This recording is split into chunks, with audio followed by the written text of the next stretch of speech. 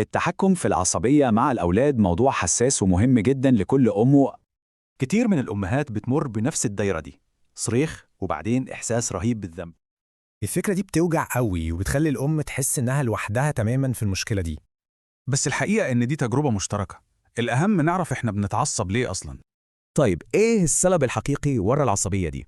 تعالوا نفكر في الموضوع بشكل مختلف. ناس كتير بتفتكر إن سلوك الطفل هو السبب، لكن الحقيقة إن السبب هو إرهاق الأهل. يعني السبب الحقيقي هو الإرهاق، كتر المسؤوليات، مفيش وقت للنفس ومفيش دعم كافي.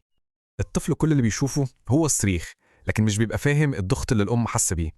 طيب نعمل إيه؟ في خطوات عملية وبسيطة ممكن تساعدنا نكون أهدى. خلينا نمسك أهم الخطوات دي ونشوف إزاي ممكن نطبقها في حياتنا اليومية.